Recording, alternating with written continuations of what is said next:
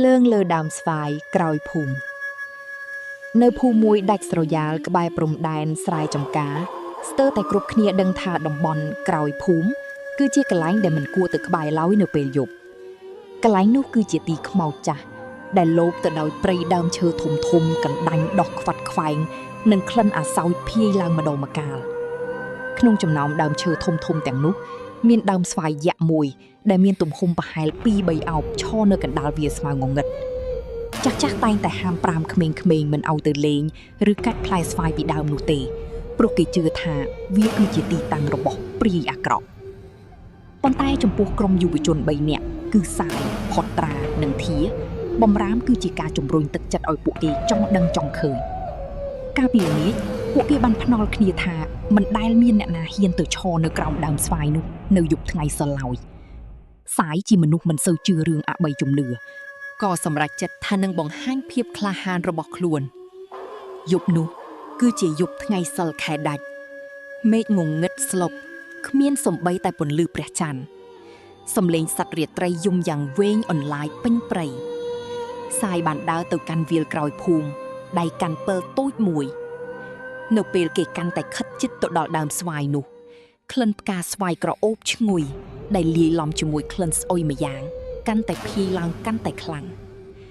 សាយឈរនៅក្រោមដើមស្វាយយូរប្រហែល10នាទីគេបានគិតថា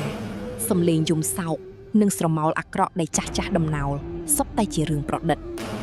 គេដកទូរស័ព្ទចេញមកដើម្បីថតរូបបង្ហាញមិត្តភ័ក្តិប៉ុន្តែនៅពេលដែលគេចុចថតភ្លើងហ្វាឬ flash ស្រាប់តែកើតឡើងរួចរលត់ទៅវិញយ៉ាងលឿនក្នុងមួយពពព្រិចភ្នែកនោះសាយបានឃើញអ្វីមួយយ៉ាងមិនមែនជាសម្បោរខ្មៅទេប៉ុន្តែគឺជាភ្លើងវាមិនមែនជាភ្លើងដុតទេគឺជាពន្លឺពណ៌បៃតងព្រិលកំពុងតែឆេះយ៉ាងតិចនៅលើដើមស្វាយត្រង់កន្លែងដែលផ្លែស្វាយទុំកំពុងតែយល់ទៅមកសាយស្រឡាំងកាំងគេព្យាយាមចុចពិលតែវាបដិសេធមិនដំណើរការពន្លឺភ្លើងពណ៌បៃតងចាប់ផ្ដើមកើនឡើងបន្តិចម្ដងវាដូចជាភ្លើងមេអំបៅដែលកំពុងតែបោះចុះឡើងតែវាមិនព្រមទៅណាឆ្ងាយពីដើមស្វាយនោះទេសាយមានអារម្មណ៍ថាញាក់ខ្លួនយ៉ាងខ្លាំងគេមិនអាចរត់ចេញបានឡើយដូចជាមានអ្វីមួយយ៉ាងទាញជើងគេជាប់ស្រាប់តែពន្លឺភ្លើងនោះបានផ្លាស់ប្ដូររូបរាងវាប្រែជាសម្បោរស្រីម្នាក់សក់វែងអន្លាយអង្គុយនៅលើមេឃឈើភ្នែករបស់នាងមិនមែនជាភ្នែកធម្មតាទេប៉ុន្តែគឺជាពន្លឺភ្លើងពណ៌បៃតងពីរសាយប្រើកម្លាំងចុងក្រោយរបស់ខ្លួនរត់ចេញពីទីនោះទាំងតក់ស្លុតគេមិនហ៊ានងាកក្រោយមើលឡើយនៅពេលដែលគេរត់ដល់ភូមិគេមានស្ថានភាពដូចជាមនុស្សឆ្កួតនិយាយមិនចេញស្អែកឡើងតាពុងដែលជាចាស់ទុំក្នុងភូមិបានដឹងរឿងនេះក៏បាននាំសាយទៅកាន់ដើមស្វាយនោះវិញ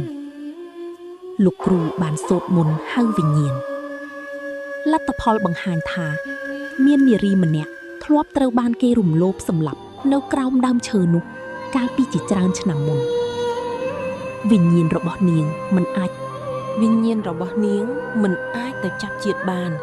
ហើយតែងតែបង្ហាញខ្លួនជាពន្លឺភ្លើងដើម្បីស្វែងរកយុត្តិធម៌ក្រោយមកអ្នកភូមិបានសម្រេចចិត្តបិទផ្លូវទៅកាន់ទីនោះជារៀងរហូតនៅចុងបញ្ចប់នៃរឿងគេឃើញភ្នែកពណ៌បៃតងមួយគូសម្លឹងចេញពីក្នុងដើមស្វាយយក្សនោះសាជាថ្មីនៅពេលដែលភ្លើងលើដើមស្វាយចាប់ដើមឆេះឡើងយ៉ាងតិចនៅពេលយប់ថ្ងៃសិល